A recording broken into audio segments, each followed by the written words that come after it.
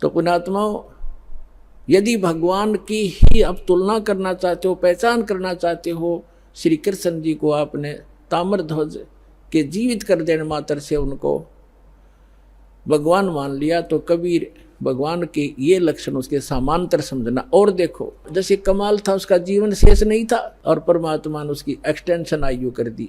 अब उस दिन कमाल के हृदय में धक धक हुई और चरण पकड़ दिए, ने बोले भगवान। परमात्मा ने कहा सेवु, तो कह रहा था ना मेरे जैसा कोई सेवक नहीं, तूने सेवक तो देखे नहीं थे बेटा। कमाल भी शतब्द हो गया, नु कहने लगा भगवान सचमुच मैं तो इनके चरणों की धूल भी नहीं था।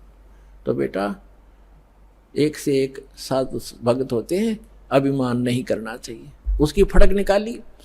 अब फिर क्या किया, परमात्मा ने कहा बेटा तेरा अब देखना ठाठ हो जाएंगे समन। कहते हैं सत ना छोड़े सूरमा, सत छोड़े पतदा, और सत के बांधे लक्ष्मी फिर मिलेगी यार।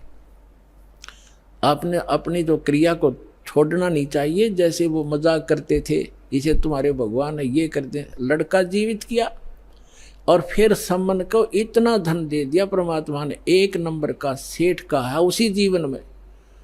तो परमात्मा कहते हैं कल्पे कारण कौन है, मन में ज्यादा कल्पना मत कर, फलाना यूं कह रहा था तुम्हारे कुछ नहीं हो रहा। आन दे समय कल्पे कारण कौन है, कर सेवा नहीं काम, और मन इच्छा फल देऊंगा जब पड़े मेरे ते काम।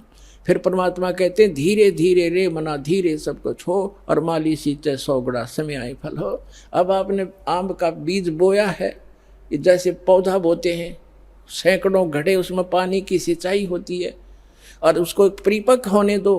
परिपक्व होने के बाद फिर देखना कितना लदपद होगा फलों से। आप भी खा लोगे, पड़ोसी भी खा लेंगे, रिश्तेदार भी ले जाएंगे, तो भी खत्म नहीं होगा।